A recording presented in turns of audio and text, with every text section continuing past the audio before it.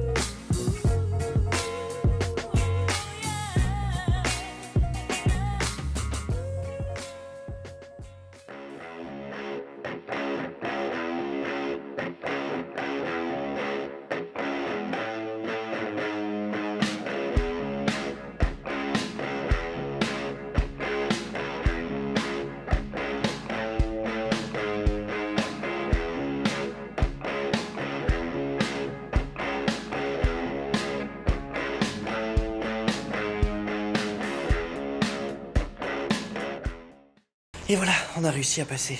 Compliqué, il fallait escalader les murs. Donc nous sommes dans une ancienne usine, désaffectée aujourd'hui, un immense bâtiment. Je sais pas si on pourra tout faire, là je suis dans une partie où il y a plus de toit, mais le reste est assez joli, donc on va voir tout ça.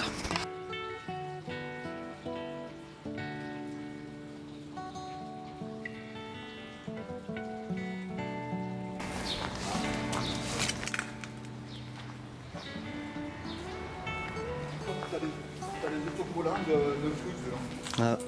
Oh.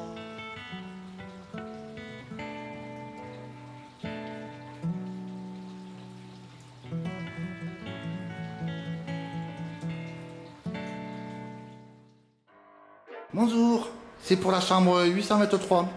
Ah non, c'est pas possible, elle est en rénovation. Ah, c'est pas possible, pourtant on m'a dit 823. Ah oui, mais là, C'est vous pas ça voyez, regardez, là, Déjà. c'est magnifique, c'est tout Déjà. neuf, tout vient d'être fait. Oh mon Dieu, oh la peinture comme c'est beau, que vous avez bien travaillé. Mais vous avez payé les ouvriers pour faire ça? Non, j'ai tout fait moi-même. Ah, oh le coin salon, comme il est joli. Vous regardez, on va s'approcher un peu, vous allez voir comme c'est beau. Oh, Vous avez vu, c'est épuré. ah, ouais, c'est vraiment purée, ouais. Ah, que c'est beau. Oh, oh l'armoire. Et ce coffre-fort. Oh, qu'il est beau. Ça y est, monsieur, vous pouvez le reprendre. Les cheveux d'ange, cela vous parle? Ou vermicelle? C'est en 1872 que cette friche voit le jour. Au début du XXe siècle, c'est une des entreprises principales de fabrication dans le domaine des pâtes alimentaires et des produits céréaliers.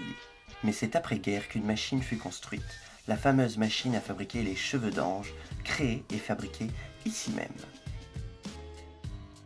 En 1960, on décomptera de 500 à 600 personnes travaillant sur place. En 1980, avec la folie du gluten, 120 salariés arrêtent la production. Rachetée une première fois, elle entre en redressement judiciaire en 2001.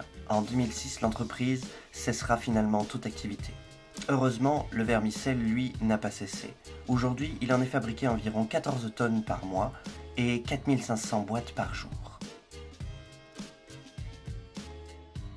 C'est en nous déplaçant dans cette ancienne friche qu'au plus près du fleuve, nous remarquons que la commune a décidé d'en rénover une partie pour y installer des stations et des pompes reliées directement à celui-ci. Il était donc certain que celle-ci n'était pas tout le temps vide. Nous allions donc devoir nous dépêcher pour le reste de cette longue exploration.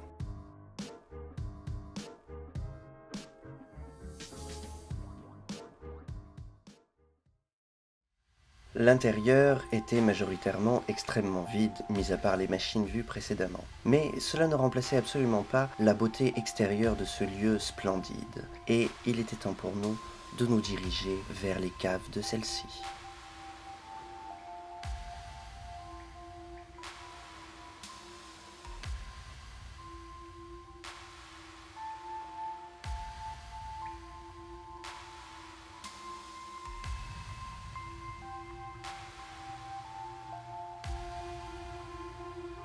C'est petit et sombre. L'intérêt de trop grand, tu prends un coup de poutre, je te dis.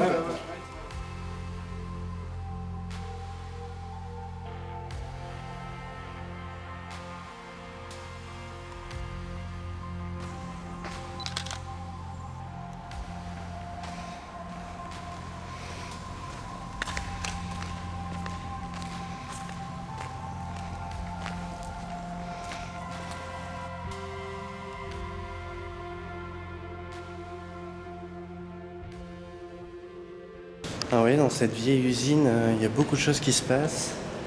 Beaucoup de produits qui ont été laissés, de choses qui pourrissent. Je vais pas pouvoir passer par là, c'est tout mouillé.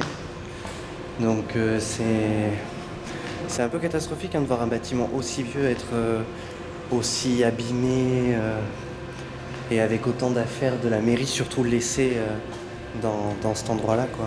Franchement, c'est quand même bien déprimant.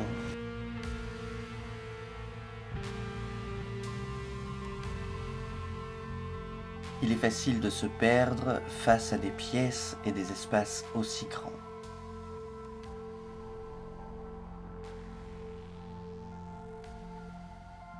Nous nous sommes engouffrés un peu plus profond et, par-delà les caves, nous avons découvert une chose assez surprenante. Cette ancienne friche industrielle avait désormais de nouveaux habitants.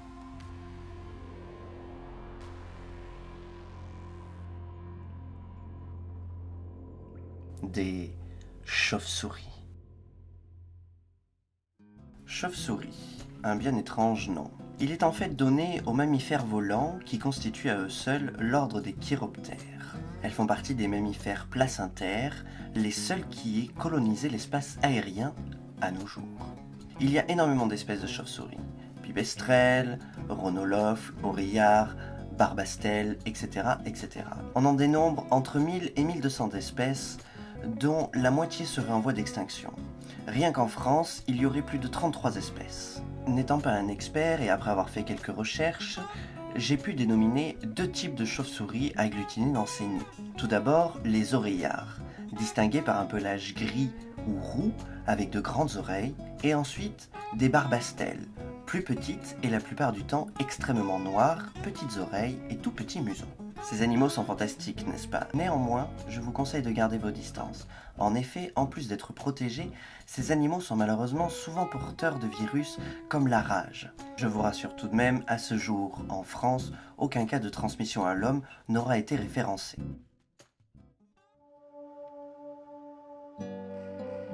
Avec tout ceci, et mon observation fastidieuse des chauves-souris, j'en ai perdu mon équipe, et surtout mon photographe. Il a complètement disparu. L'ennui, c'est qu'on va être obligé de remonter, du coup. Ah oui, Ah bah ouais. Ah, on est obligé. Hein.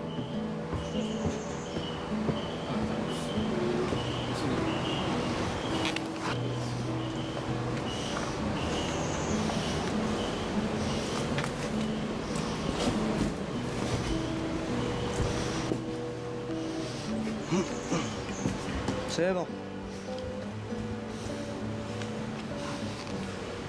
Et donc on va essayer de retrouver notre photographe qu'on a perdu dans les méandres de cette gigantesque usine et traitement d'eau et autres, comme je vous le disais, et parce que ça va faire plus de 2h30 qu'on est là et on l'a perdu. T'es où?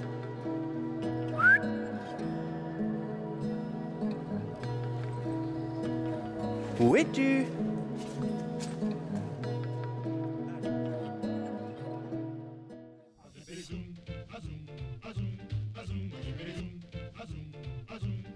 Je vous rassure, ça y est, j'ai fini par le retrouver.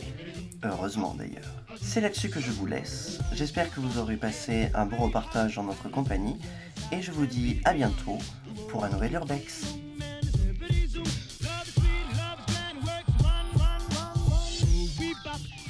Pretty hot, I'll never be a